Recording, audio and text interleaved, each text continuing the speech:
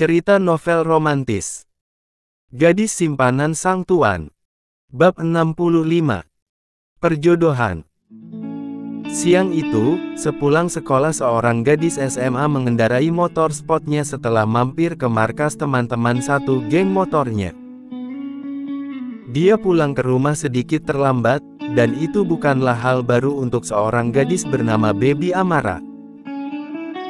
Bebek besi yang biasa dikendarai seorang lelaki kini justru berada dalam kemudinya, motor kesayangannya yang dia beri nama Jordi.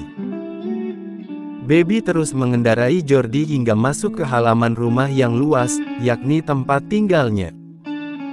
Dia turun dari motor kesayangannya dan melepas helm. Lalu mengibaskan rambut panjangnya yang sedikit berkeringat. Sebelum masuk ke dalam rumah, dia lebih dulu menghampiri satpam rumahnya yang sedang berjaga. "Mang Uus, Baby beliin permen nih biar nggak ngantuk." Dia mengulurkan satu pek permen kopiku pada lelaki parubaya itu. "Wah makasih, Non. Repot-repot segala beliin Mang Uus permen." Lelaki itu nampak girang, dia menerima uluran itu sambil tersenyum sumringah. Anak majikannya itu memang kerap membelikan makanan untuknya dan para asisten rumah tangga di rumah ini. Dia dikenalnya baik hati, meski kelakuannya sedikit mirip lelaki, alias tomboy. Gadis itu hanya mengangguk, lalu pamit untuk masuk ke dalam rumah. Dia menggendong tasnya di bahu sebelah kiri, sedangkan mulutnya tak berhenti untuk mengunyah permen karet. Di ruang TV dekat tangga, dia mendapati ayah dan ibunya tengah duduk.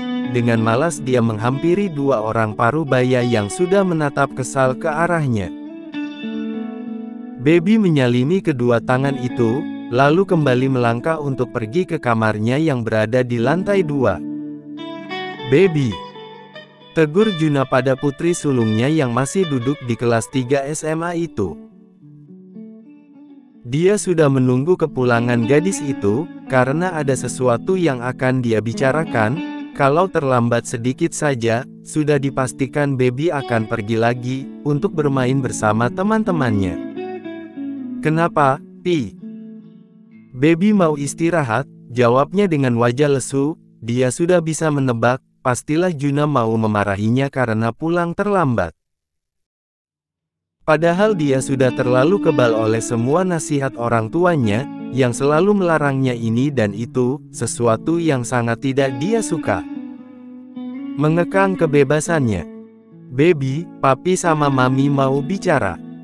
"Sebentar," tegas Juna sungguh-sungguh. Sedikit sulit memang untuk mengatur gadis satu ini, gadis yang keras kepala.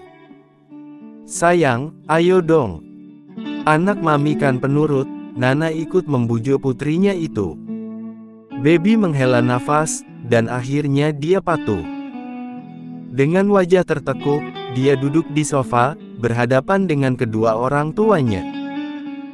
"Papi sama Mami mau ngomong apa?" tanya Baby menatap Nana dan Juna bergantian. Lelaki parubaya itu menelan salivanya terlebih dahulu dan menatap istrinya. Di sampingnya Nana mengangguk dan mengelus lengan Juna.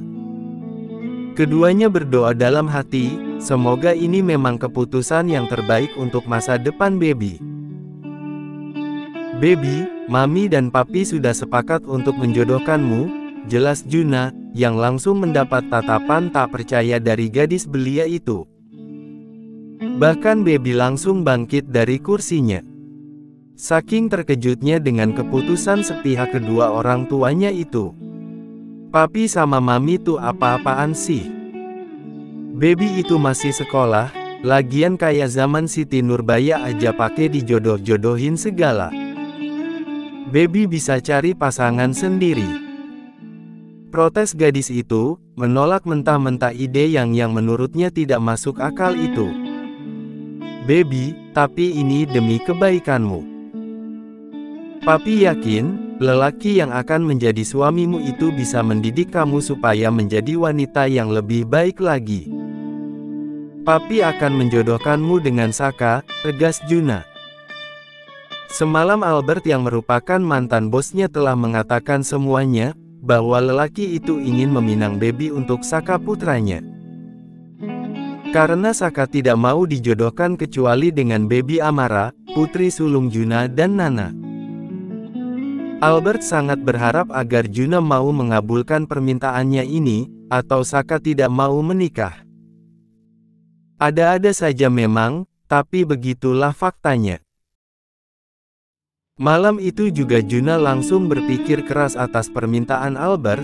Dia mengajak Nana untuk berdiskusi. Dia sudah mengenal baik Albert dan keluarganya, pun dengan Saka, bahkan dia dan Nana sudah menganggap Saka sebagai putra mereka. Karena dalam masa penantian menunggu kehadiran Baby dalam rumah tangga mereka, Sakalah yang menemani hari-hari mereka. Dan pada akhirnya setelah menimang baik buruknya, Juna dan Nana sepakat untuk menerima pinangan Saka, untuk menjadi menantu mereka. Masalah ketersediaan Baby biarlah menjadi urusannya. Sementara Baby yang mendengar nama Saka sebagai calon suaminya, semakin membulatkan netranya. "Hah, si tua bangka itu," ceplos Baby tak percaya. "Aku nggak mau." Kalimat itu terlontar dengan sangat lantang saat Juna mengangguk, membenarkan bahwa Saka yang dimaksud di sini adalah Arsaka Dastan Antarakna, putra sulung Albert. "Kenapa, sayang?" "Saka itu lelaki yang baik, tampan dan mapan, bahkan nyaris sempurna," tanya Nana. "Dia membeberkan semua apa yang Saka miliki, bukankah sudah cukup untuk menjadi sosok suami idaman?" Tapi anehnya Baby justru menolak keras. Sebenarnya seperti apa tipe lelaki pujaan putri sulungnya ini? Terus kenapa dia mau dijodohin sama anak ingusan kayak aku? Harusnya cari yang sepadan dong, cetus Baby, tak habis pikir dengan pola pikir lelaki itu. Tidak ingat umur apa, bahkan usia mereka berjarak 10 tahun. Apa dia tidak berpikir ke sana? "Baby, cinta itu tidak bisa diukur oleh usia, buktinya Mami sama Papi selisih 9 tahun, tetapi tetap bisa bersama." Nana masih bersikeras untuk membujuk putrinya. Dia tahu menghadapi Baby bukanlah perkara mudah. Dia dan Juna benar-benar harus ekstra menyiapkan tenaga. Sama seperti saat membuatnya. "Kalau gitu Baby maunya sama Daddy Albert," cetus Baby tiba-tiba, membuat Juna dan Nana melotot tak percaya. Ada apa dengan putrinya ini? Apa Baby sudah gile? "Baby, kamu ini bicara apa?" tegur Juna dengan sorot mata tak habis pikir. Bisa-bisanya membawa nama Albert dalam masalah ini. Kata Mami usia itu tidak masalah, it's okay, Pi. Asalkan sama Daddy Albert, Baby mau, tegas gadis itu. Karena selama ini, Baby memang mengagumi sosok Albert, yang dinilainya mirip dengan artis Korea kesayangannya. Dia bisa bersikap manja layaknya gadis yang lain, saat dia bertemu Albert, sang calon ayah mertua. Juna terlihat memijat pelipisnya, otaknya mulai terasa sakit dengan ucapan yang terlontar dari mulut putrinya. Salah apa dirinya? Apa Albert diam-diam kembali mengutuknya? "Kenapa kamu malah maunya sama Daddy Albert?" "Saka itu jauh lebih tampan dari Daddy Albert, Baby," tanya Nana. Walaupun dia tahu sendiri cinta itu buta, mau seburuk apapun orang yang kita suka, maka kita akan tetap mencintainya. Masalahnya lelaki yang dicintai Baby itu sudah memiliki istri, bahkan berumur hampir 3 kali lipat dari usia Baby. Ya karena Daddy Albert itu mirip Mas Tae, Mi. Mas Tae terus, apa kamu nggak ingat sama Momi Cila? Ya siapa tahu Daddy Albert mau jadiin Baby istri keduanya, Baby nggak masalah. Nana dan Juna kembali melebarkan kelopak mata mereka secara serentak, semakin dibuat bingung dengan pemikiran Baby. Sulit dipercaya, gadis berusia 18 tahun justru menyukai lelaki parubaya yang cocok menjadi ayahnya. "Baby, kamu ini jangan gila," pekik Juna, wajahnya memerah menahan emosi yang meletup-letup di dadanya. "Aku nggak gila Pi, tapi aku nggak mau dijodohin sama Om Saka," tolak Baby keras, tak kalah menggebu dari pekikan sang ayah. "Saka itu baik, Nak," Nana mencoba memelankan suaranya, "kalau semua orang emosi pastilah pertengkaran ujungnya."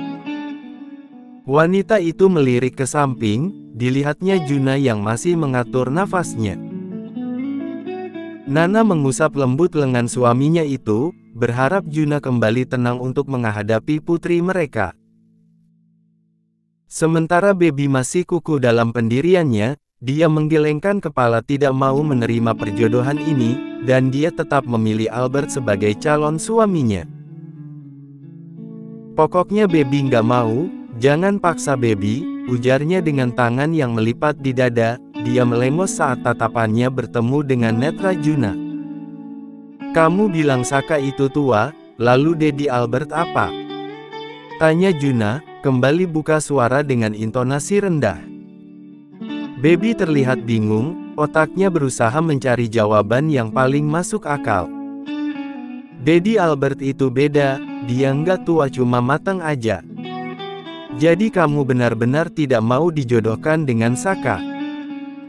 Juna bangkit dari kursinya, diikuti oleh Nana yang setia ada di sampingnya untuk menenangkan. "Sangat-sangat tidak mau," tegas Baby tanpa menoleh. "Baik, kalau begitu kartu debit dan semua barang-barangmu Papi sita." Keluar dari rumah ini tanpa membawa apapun, putus Juna, membuat mata Baby melotot. Dia bisa melihat dengan jelas bahwa Juna tidak main-main dengan ucapannya. Namun, sifat keras kepalanya benar-benar tidak berubah. "Jor, termasuk Jordi," tegas Juna. "Pi." Nana meminta penjelasan Juna, lelaki itu hanya bercanda kan? Juna tidak mungkin benar-benar mengusir Baby kan? Baby mengepalkan tangannya kuat, dia benci sekali dengan situasi ini. Dan semua itu gara-gara si tua bangka yang mengajaknya menikah tiba-tiba. "Hah, Saka, awas saja." Setelah menyerahkan seluruh barang-barang miliknya pada sang ayah, Baby keluar hanya dengan menggendong tas ransel di punggungnya. Bahkan Nana dilarang untuk mencegah keputusan putrinya pergi dari rumah. Juna ingin melihat sebesar apa nyali Baby bertahan di luar sana tanpa bantuan teman-temannya, karena setelah kepergian Baby, Juna langsung menghubungi semua teman putrinya itu, agar tidak berani membantu Baby. "Kak, kamu nggak bener-bener ngusir Baby kan? Bagaimana kalau ada yang jahat sama dia luar sana? Kamu nggak mikirin nasib Baby?" tanya Nana khawatir. Sebagai seorang ibu pastilah dia takut Baby kenapa-kenapa. Karena walau bagaimanapun Baby hanyalah seorang gadis belia, dia bisa saja terluka jika ada yang menjahatinya, apalagi putrinya itu pergi tanpa berbekal apapun. Nana benar-benar pusing sekarang. Juna meraih tangan Nana, dan mengajak istrinya itu untuk duduk, sementara tangan yang lain ia gunakan untuk memasukkan ponselnya kembali ke dalam saku celana. "Sayang, percayalah. Baby tidak akan kenapa-kenapa, aku sudah mengirimkan 2 bodyguard untuknya, mereka akan mengawasi putri kita. Aku hanya ingin melihat bagaimana kesungguhannya, jika dia tidak pulang dalam waktu dekat ini, aku akan menjemputnya kembali. Kita sudahi perjodohan ini," jelas Juna dengan mengusap surai hitam istrinya. Sungguh dia pun tidak akan tega membiarkan Baby terlalu lama di luar sana, dia hanya ingin melihat kesungguhan gadis itu, seberapa besar dia menolak perjodohannya dengan Saka. Akhirnya Nana mengangguk setuju. Dia yakin Juna tak serta-merta melakukan ini jika tidak memiliki sebuah tujuan. Baiklah, aku percaya padamu, Kak. Kamu pasti sudah memikirkan ini semua. Wanita itu mendekap Juna, mencoba menenangkan hatinya, agar tidak terlalu cemas dengan keadaan Baby. Di sisi lain, Baby belum juga keluar dari gerbang rumahnya, dia masih mengelus-elus motor kesayangannya, merasa tak rela jika harus berpisah. Jor, lu baik-baik ya di sini. Tenang aja, nanti gue jemput.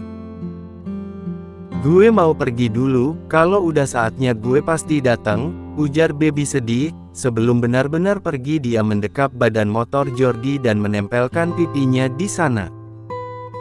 Gue bakal kangen banget sama lu, Jor. Dan akhirnya dia mulai melangkah menjauh, sesekali dia melirik ke belakang, Baby melambaikan tangan seolah Jordi pun tengah menatapnya sedih.